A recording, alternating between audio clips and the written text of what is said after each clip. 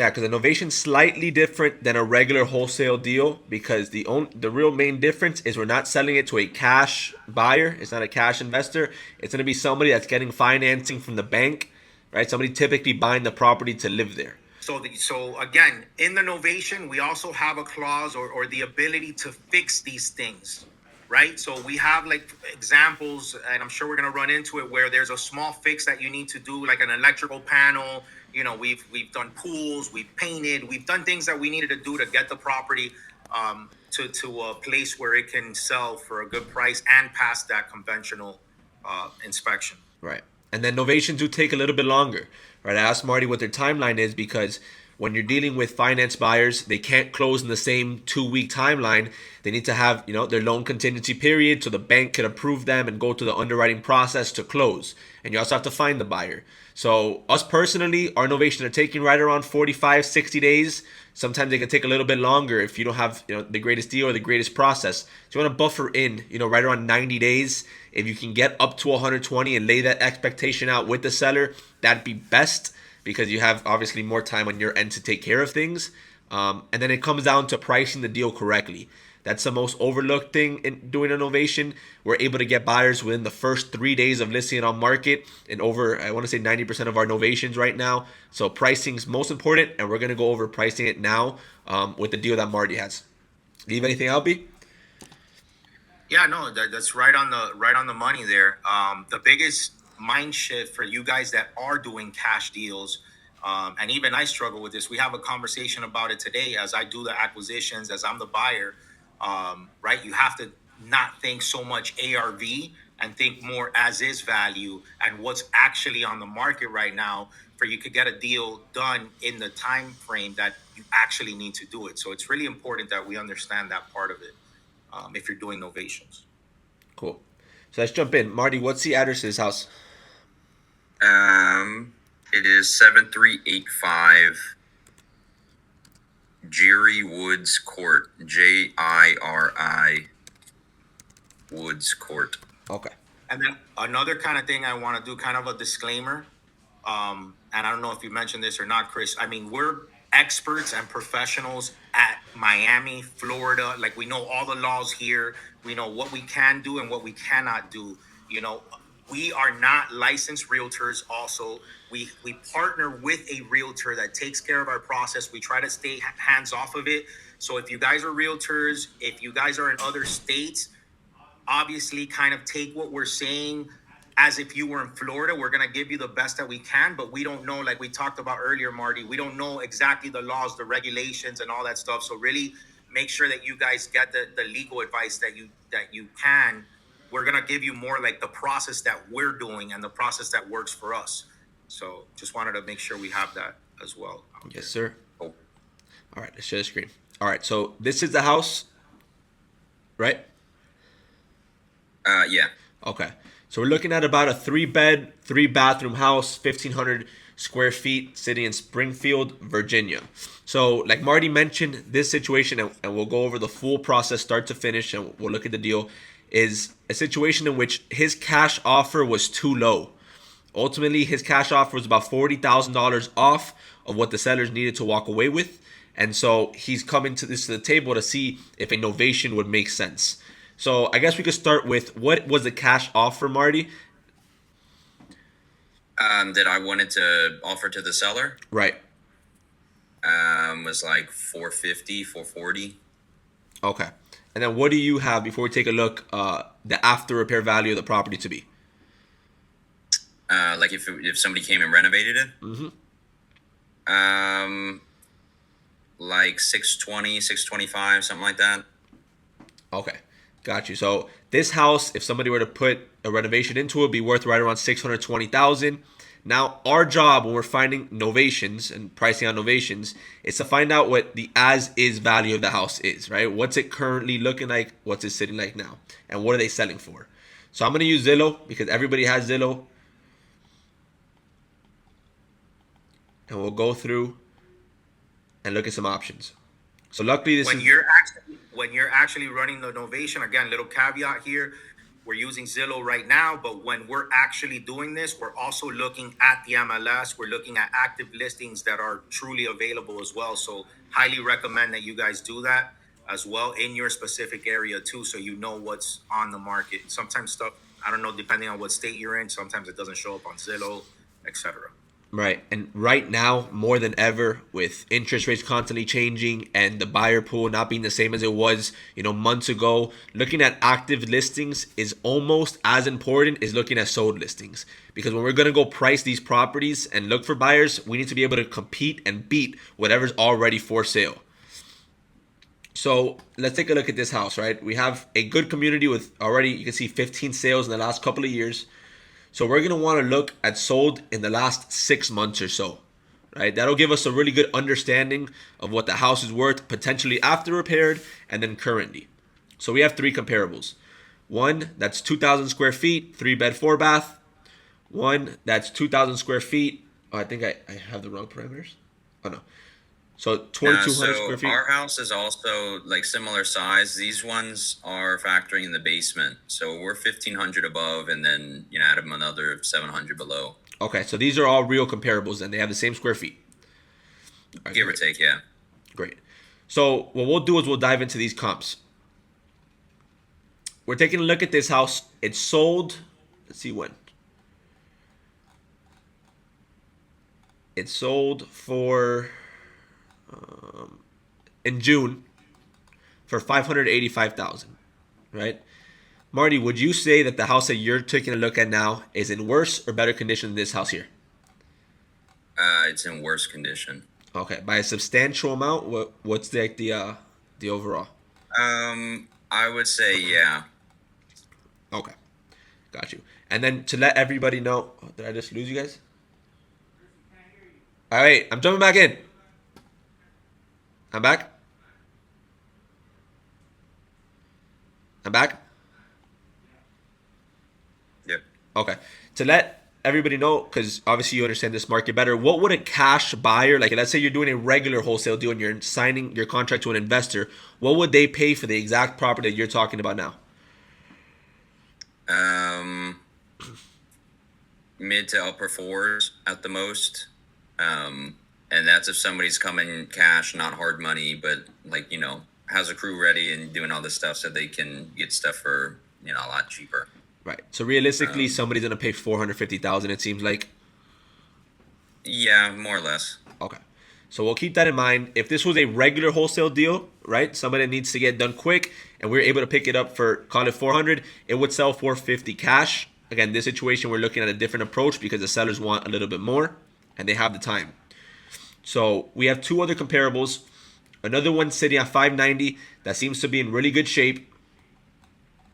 Right, carpet on the floors, nice bathrooms, and then we have one final one at $625.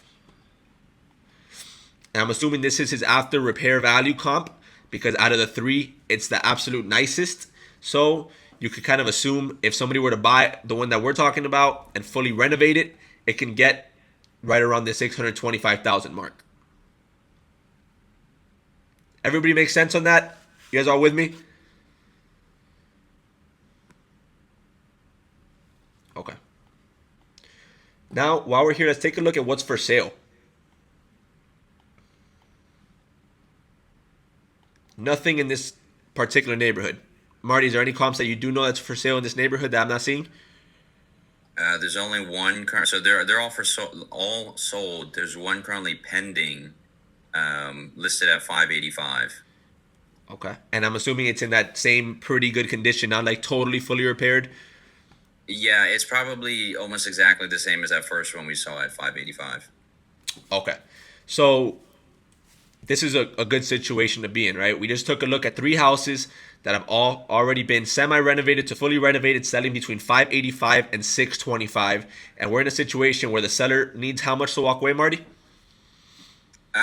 They want as close to 500 as possible. Obviously, that's I anchored them with a lower price on a cash offer, but what they want is just more.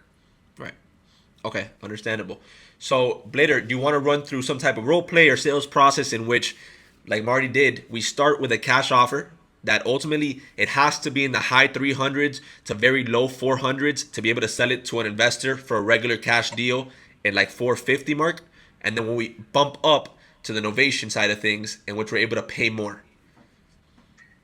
Yeah, so we can do a role play, but I wanna let's kind of position like the positioning first, Okay. right? And this is the important thing of what we do, what I do when I'm in an appointment.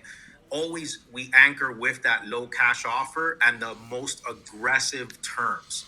If I know that this property, like it seems like you understand and that you know that this property can be an ovation, I'm already going to use that cash offer just as a super low anchor, right?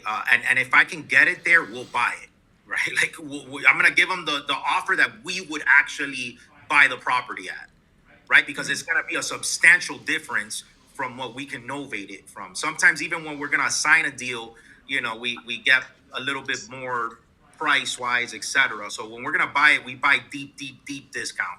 So I do that on purpose.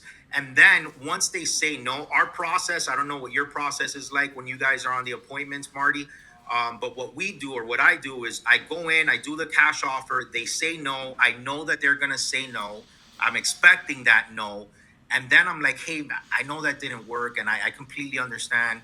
Now, if by any chance, if I was able to, contact the team and we were able to get you a higher offer, would you be totally opposed for us, like if we partnered up with someone or if we found a buyer where we were able to make some money on this side and then make money on that side? Again, to you, I don't want to over explain it or over complicate it. Nothing really changes on your end. We take care of everything, but we're able to get you more money. All I would need is just some access, reasonable access to the property, just to maybe bring some partners in or whatnot. And again, the process doesn't really change too much. We can potentially get you some more money. Would you be opposed to that if you could give me like 60, 90 days? You're looking for the seller that says, I don't care what you do. I don't care if you guys make $1 million. I don't care whatever you do. As long as I get X amount of dollars, I don't really care what you do. That's the answer that you're kind of fishing for, the answer, the seller's posture that you're looking to kind of extrapolate from them. So very important in this whole process that you get them on board with that. If you don't get that, you can have all the paperwork right, you can have all the documentation right, you can have all that stuff right, but the deal will, from what we've seen, the deal will fall apart because they're gonna see it on the market. They're gonna have an opportunity to some other realtor call them and, hey, why didn't you list it with me? I talked to you before. Like, we're in a very competitive market. So they're gonna come against all of those other kind of like door knocks and hurdles to get them to the closing table. So what we found is that positioning it that way is the absolute best way. So once they tell you yes on that, then you can continue with the process to offer them the higher amount, etc.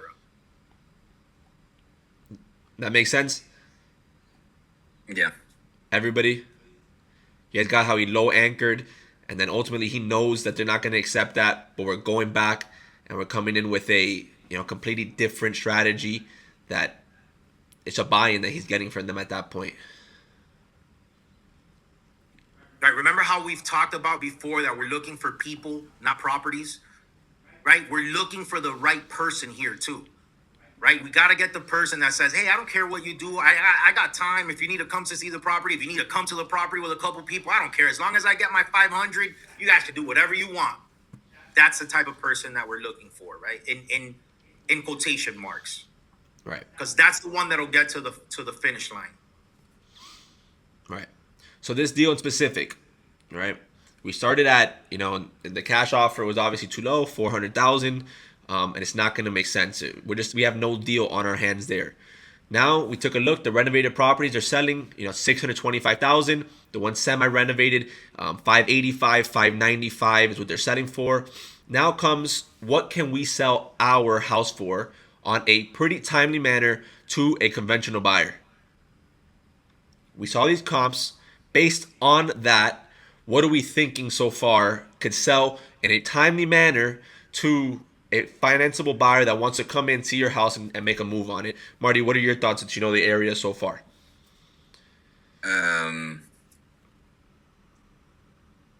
Honestly, I am not sure. I would imagine 50K under, like 525 range, would probably be enough of a discount. But um, I'm not sure if that is too close to the other ones, given that this one needs some updating kind of throughout to where, if it offsets or not. Right. Makes sense. So obviously we haven't seen the condition like ourselves. In this particular case, I was thinking a very similar price point. You have to have an attractive enough price for somebody, because a lot of our novations are not in pristine condition, right? An attractive enough price for somebody to say, wow, this deal has enough equity in it, right? I'm buying into $100,000 worth of equity because the renovated ones are selling for 625. This is something I want to do and I want to do it now.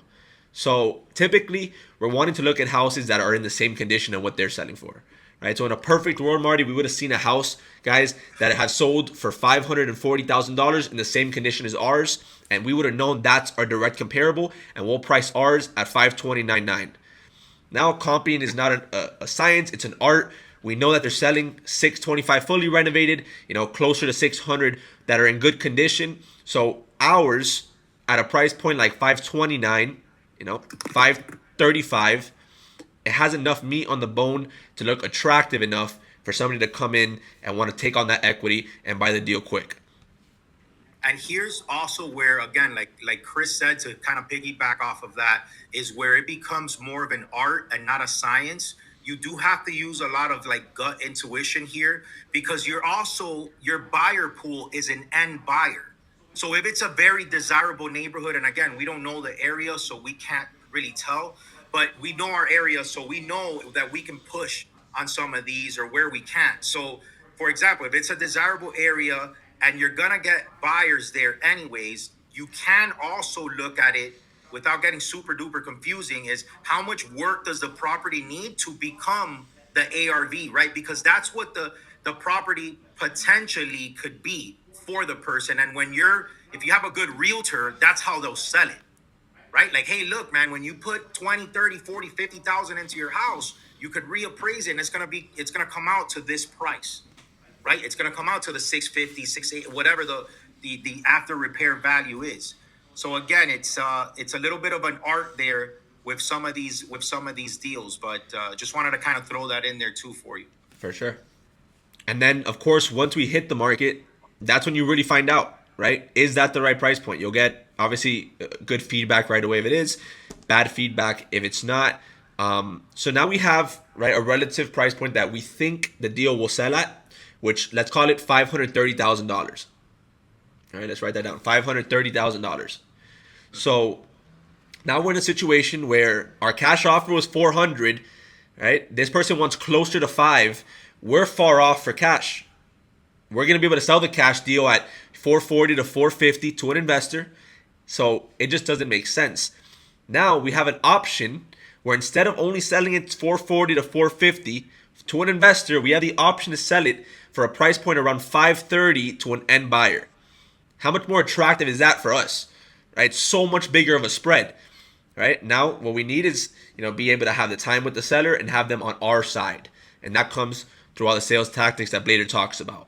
Now let's get a little bit into the sales part and the actual offer we can make, because in these deals you do have to pay off some closing costs and commissions that narrow the spread a bit.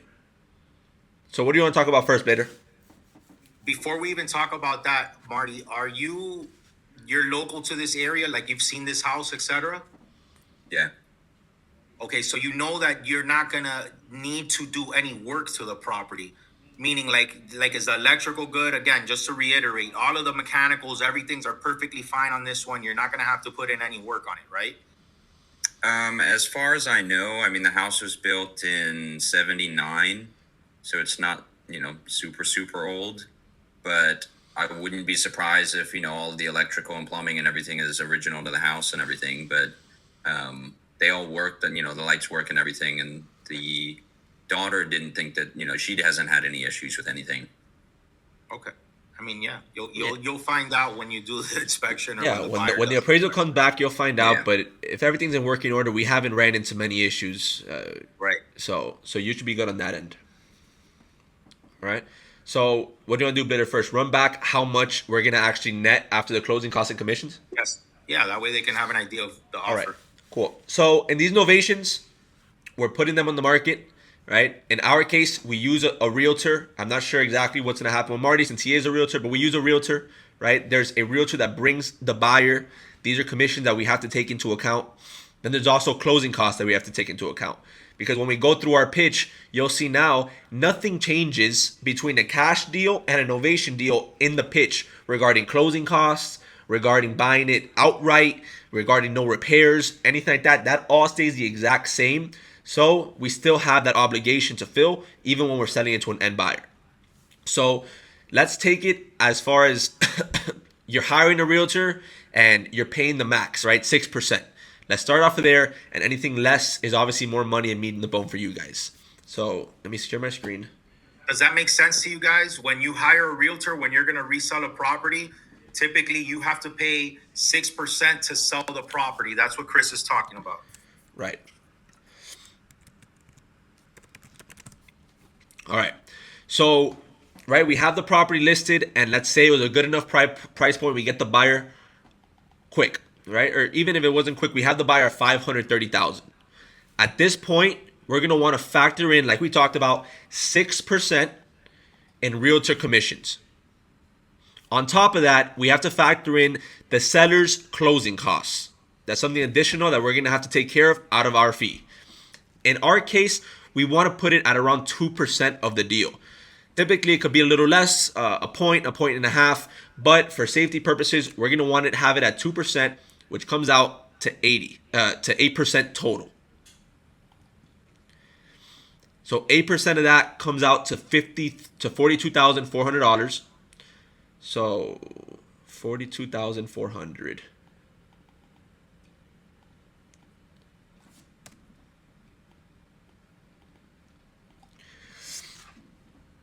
So this comes out to $487,600.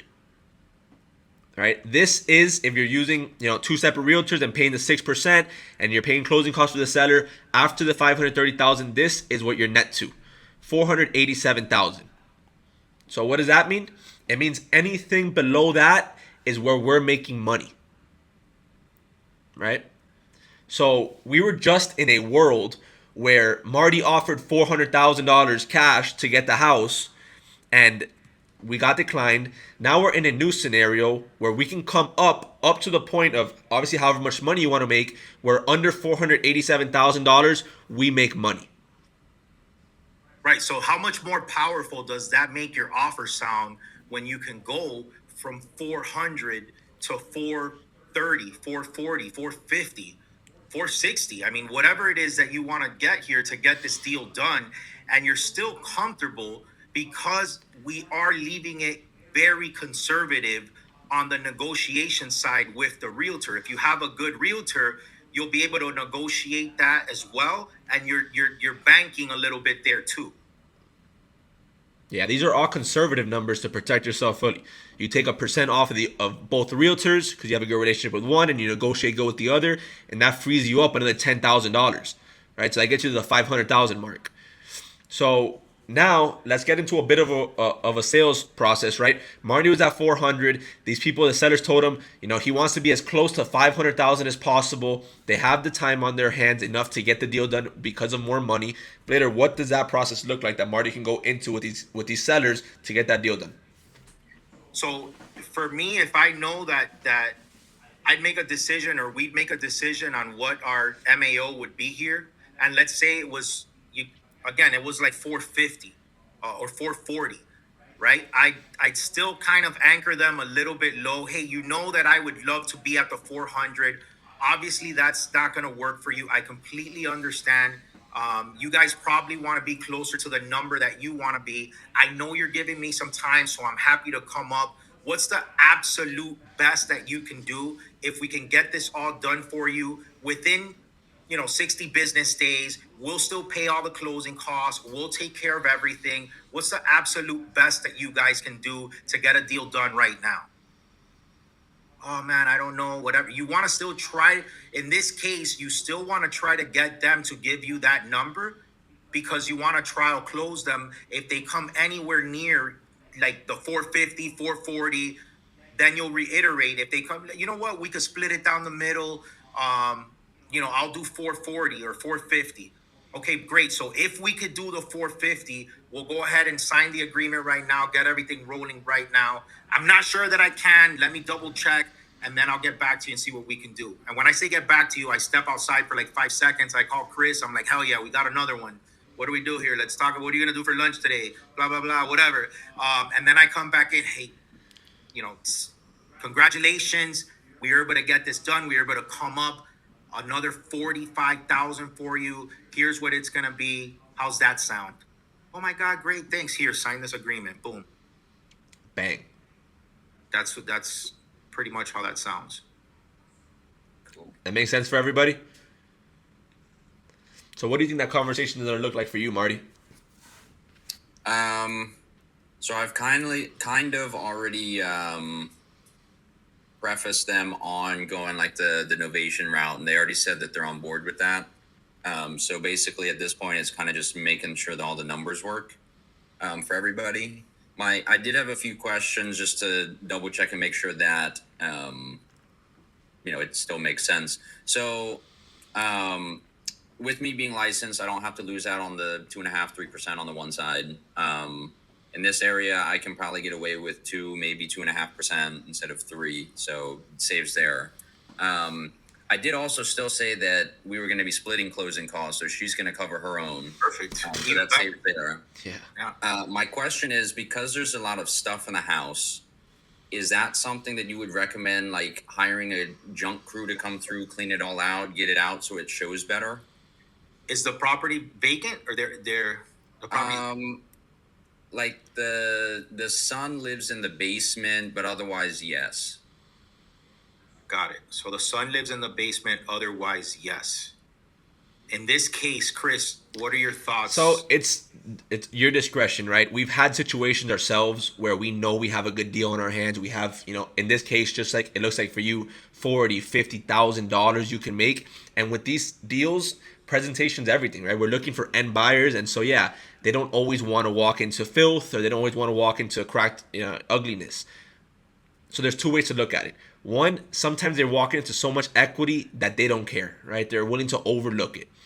On the other hand, we've invested before $2,800 into fixing a green pool because we know that it's a risk that we're gonna take, but we know the value there. That when a buyer walks it, that pool being green and not blue is gonna generate us a higher offer. So we did do it. So it's really up to you to make the decision, but it could have a lot of upside if it only costs $500 to remove everything that's there, and it can get you an extra $5,000 when you want to sell the property. Okay. And then my other question is, so let's say I put it up on the market, we get offers, whatever. If something comes back on the home inspection and the buyer wants you to get like a credit or fix something or something like that, I'm assuming you just subtract that out from however much you were planning on making. So correct? If you have to give it to them, yes, right? You take it off of whatever your fee is. With these deals, again, I know Blader seems like he has a lot to say about this. I know, go ahead.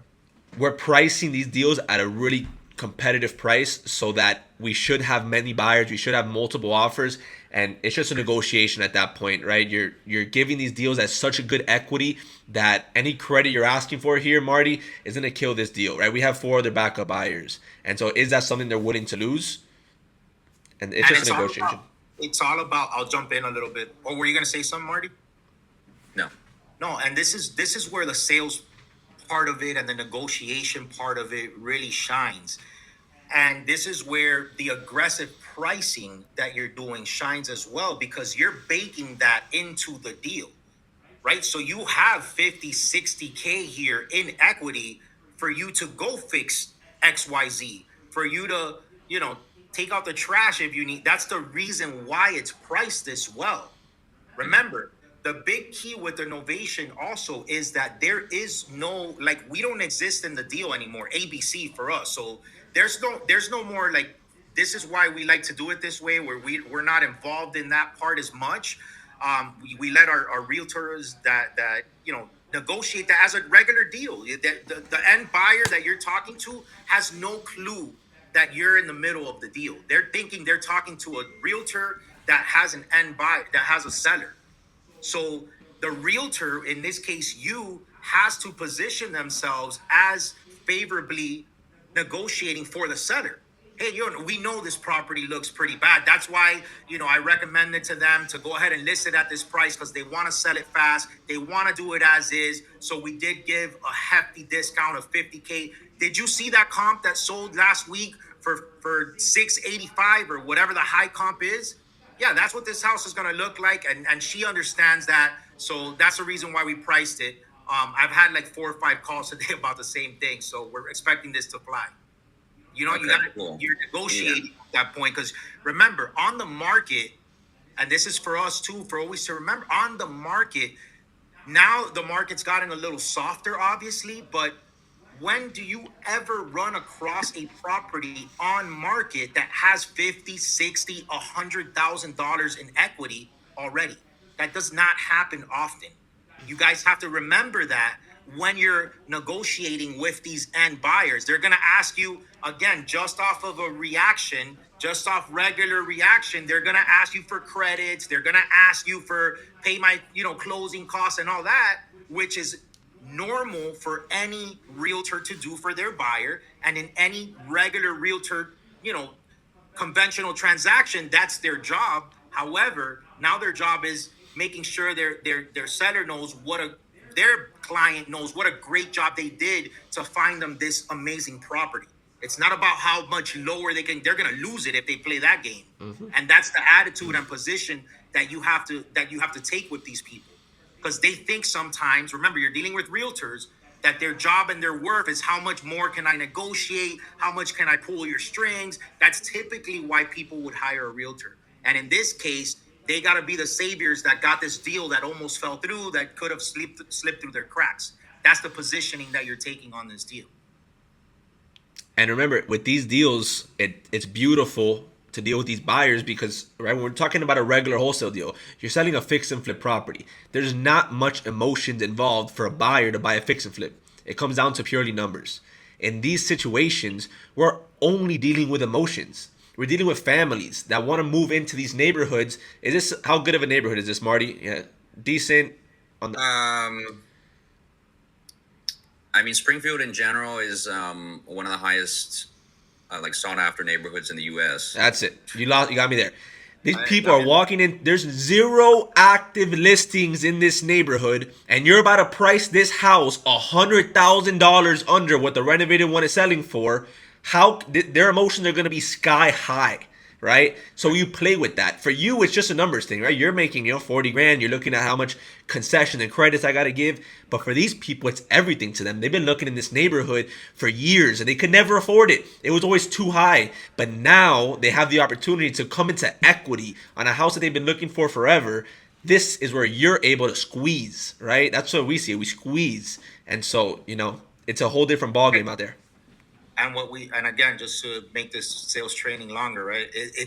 They can change the kitchen, they can change the bathroom, they can change the roof, they can change anything. They can't change the location, right? So that, when you're talking about a conventional deal, that's what we have to kind of think about. That's what we're playing on. Again, Chris said it beautifully. We're playing on those emotions and that desire to want to be there. That's why they're talking to you. Cool.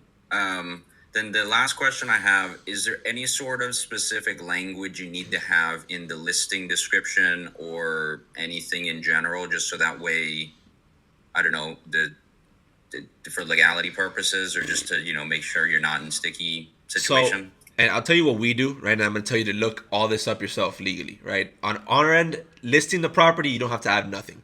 So what we do is we have the seller sign the purchase and sale agreement with the language that says we're going to novate it.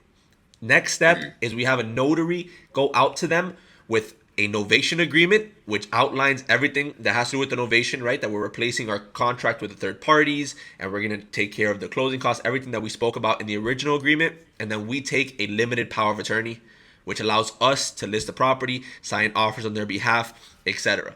So we treat it as a normal listing with our realtor. When she lists it, it's as if she's listing the property for the seller directly. And when she accepts offers, it's like where she's accepting it on their behalf directly. So there's Through no us. liabilities, right, through us. So there's zero liabilities. Once they sign both contracts, we're out of the deal, right? Our contract falls third. It's not an assignment. You're novating it, so yours gets replaced. And at that point, they're both going to closing, and you get paid the difference, right? Does that make sense? Yeah. So I mean, I would say look it up, but that's what we do. And yeah, Yeah, legally speaking, again, it gets a little bit trickier when you're the realtor. Um, when you're your own realtor. So you, again, just really urge you before, try to get some legal counsel, maybe even from your broker if they know how to do a novation. Some brokers don't even know how to do novations, but really get that information, because the one fear that we've had, and we've discussed getting our real estate license, etc., and we always have this discussion, I think like once a quarter, but we always come back to the fact that, and again, not to scare you or anything like that, but realtors have a fiduciary responsibility to the seller typically, or to whoever you're talking to. So again, legally speaking, I don't know how that plays out when you're doing a novation if you're also the listing agent. That's why we try to keep everything at arm's length. Mhm. So but it could be nothing. And yeah, it could be. so I just find out, and then is there anything else that's confusing about the process, or anything you haven't gotten just yet? Um, no, I don't. I mean, I don't think so. I think it's mostly because I have in my purchase and sale agreement, it has the right to either assign or novate it. Like it just all everything that I send, it always has that, both of them. If we go the novation route, I have like an innovation addendum. Um, Obviously, I can pull the listing documents myself. But basically, what I was planning on doing was putting the first contract in my LLC's name, and then my name as the real estate agent, so that way it doesn't show as my name twice. Um, I don't know if that makes a difference or not, but that's just kind of what I was planning on doing. All right. Get legal counsel, bro. Yeah, get new counsel, and that's it. Yeah, just that's it. I mean, you have the process down right. Right. If you need a dummy, I mean, you've done assignments before, it seems like, right? You've done regular wholesale deals. And yeah, it's the same Yeah. thing, Blader. He has a fiduciary, but it all works out with the way they do it. So I wouldn't, you know, look too deep yeah. into it. All right. The process, Tony, Delbert, David, James, Cool, Kevin. How does that process sound? Did it click for you guys? Is there anything that might be missing in the process? Yeah, I pretty much understand the novations. I work with realtors and investors, so I'm pretty much knowledgeable about those novations, which is pretty good because what he has up there in Springfield, you're going to create a bidding war. Oh, there on you that. go. That's what I would hope. Honestly, I wish I had novated this other one that I had earlier this year. We listed it at 525, ended up selling for 600, and I was like, dude, what the fuck? And it sold to a cash buyer. I was like, I could have just assigned this thing. Wow. Nice. Yeah, that's great. All right. Tony, you with us? Yeah, it makes sense. The only thing I got a little bit confused in was wouldn't the seller want it to be around 500,000? I was driving, so I didn't really understand that part. When you cut the 8% out of the 530, it came down to like around 40,000. Wasn't that lower than what the seller wanted? Remember, we don't care what the seller wants, right? We talk about it. Sure, it's good to know, but it's like anything else. We negotiate. The beauty of this was that we had to be at 400 before, and now we can come up to 450, right? 460. So we're able to come up 50 grand, 60 grand. So sure, they might want 500 in that dream world, but that's our leverage. Got it. Yeah, now that makes sense. All right. Tony just learned about wholesaling a couple of weeks ago, and now he's finding out you can fucking sell deals for 80 grand over what you wholesale them for. I'm sure it's a lot going on. Yeah, it's crazy. It's crazy. It actually gets me excited. I'm like, holy shit, there's so much money. This world I mean, is fun, yeah. It does increase your deal, your average deal size. It does allow you to be a way better negotiator. It does allow you to have another exit that really works for people if they have the time. Again, just don't confuse the pitch. I don't know if you've ever done one before, or any of you guys have done one before. I think the pitch is really the most important thing, where less is more. Um, and I hate to say it that way, it's just less is more, like to get them to trust you, commit with you. And then depending on what your process is, if it's like ours, you're gonna explain it as they go. Once they're, it's kind of like test driving the car. Get in the car, let's get you on the test drive, and then I'm gonna start explaining some of these features once we're in the car and you love it, you feel it, you know how it's riding, versus doing all of that before, which I think is where a lot of people get tricked up, start confusing them with this and that, all these details, and just sounds like it's a regular listing, etc. Like, you just got to make it simple for them. The people or sellers that work with us best are sellers that want to be hands off. A listing is complicated, showings, this, that. I'm going to take care of all of that for you. Our team is going to do all that. Nothing's going to change for you. You sit back and relax. We're going to do the rest. Bang. Cool. All right. So I guess, Marty, when do you think you're going to do that? So I guess we can hop back on the topic the next time we talk and see if you got the deal done. So they were out of town for a funeral, so they were supposed to come back this week. So I was following up with them. I'll probably follow up with them tomorrow just to kind of touch base and see what their thoughts on timing and everything are. Cool. So tomorrow, next week, we'll touch base on that and see how that goes. Yeah. Hey, Marty. I mainly focus on like VA2 and DC, and you being a realtor, I was looking if I can literally send you deals like Novation and stuff, and then you be the realtor to list it and everything first. Does that work for you? Yeah, that's cool. Yeah. I work with a lot of investors and wholesalers and stuff in the DMV area. Okay. So I don't know where I could get your contact information from, but if I could get maybe an email or something, anything of that sort, that would literally work. Yeah, that's cool. I was gonna say you could probably send me a message on like the Skool thing, on the website, and then I can send you my email, phone number, whatever. Oh, okay. Appreciate it, brother. Thanks. Yeah. Yeah. And then also, Chris, can you guys go about running some numbers on like Zillow and stuff for finding the comps for a property when giving like a cash offer? Sure.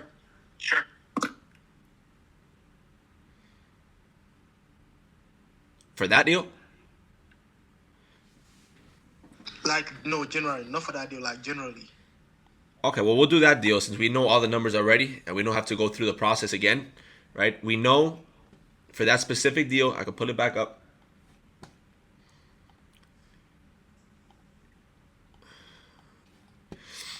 We know that the after repair value of that deal, right? The ARV, what we could sell it for after somebody fixes it up fully, was at $625,000. Oh, look at that house back here. Oh, that's pretty cool. So this is obviously a fully rehabbed house. So we'll sell it for the $625,000 after it's fully fixed up. Now we have to take a look at ours, right, and how much repairs it needs. In this case, it's a 2,000 square foot house that Marty said seems like a full cosmetic rehab. Marty, you think 100 grand, 75, just ballpark, just so since you're the one that knows the details. Yeah, usually you could probably get away with like 35 to 40 a foot. So 75, 80K. All right. So let's pull this back up. So we'll call it 75,000 off of the ARV, because that's what it takes to repair it. And that puts us at 550. When they go to resell it at 625, they have to incur some closing costs and realtor commissions. So out of that 625, you're gonna want to take off, just call it like 6%. That I didn't take off initially. So wait, 625. Take off like 6% for realtor costs and commissions. That's 37,000 plus 75 is 112. All right, so take off 112 from the 625.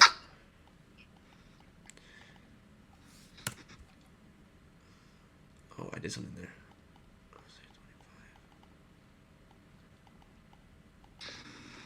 That puts us as 513, right? And that they still haven't made any money. That's just what it's costed so far to get the deal between rehab and closing costs and commissions when they go to resell it. So now they got to make money, right? And anybody who's buying a house for, call it the mid, 4 or 500s, they're gonna want to make, 10 to 15% on their money, right? So if they're put 75K in rehab and they bought it for 450 or something along those lines, let's factor in, a 60K profit margin for them.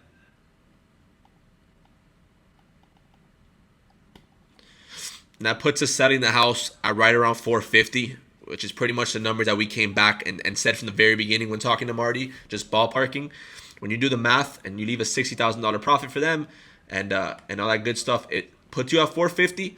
So if these people, needed a very, very quick solution, they got to close in a couple of weeks, we were able to come in and, do a regular wholesale deal, we'd want to be below that to make money. Does that make sense? Yeah, that makes sense. The one thing that I also like doing, and I feel like you put that in one of your training videos, is that one that you pulled up for 625. If it's flipped, I just go back and see what the investor bought it for. Beautiful. Yeah, absolutely. So a lot of time, like we talked about before, that works great because you want to see what the as-is ones, the fix and flip ones are selling for. In this case, we didn't have any, but Marty brings up a great point. Just go and check it. In this case, he bought it for 500 back in 2022. So it probably wasn't a flip, more so just a, like he bought it to live in it for a couple of years. But that's a great point. All right, guys. If we don't have any other questions, I guess we'll hop off. Questions. And Marty, I'll hit you up in the Skool though. Cool. Yeah, sounds good. Okay, we meet up tomorrow? 6 p.m. Okay. Bring some questions, bring some deals, right? These deal breakdowns, are they helping? Does it visualize better, like the process, Tony, James? Hell yeah. Keep on doing it, brother. I appreciate this shit a lot. Yeah, definitely. Awesome. Good to hear. Definitely helps out. This meeting, I knew nothing about novations, and now I have a more of an understanding, way more understanding about what novations are and how to do them. Awesome. Delbert gave a thumbs up. All right, guys. Great meeting today. Tomorrow we'll be back at it. Any questions in the meantime, leave it in the Skool community. Any updates? If you guys are doing deals, throw it in there. Happy to help with anything. All right, guys. Later.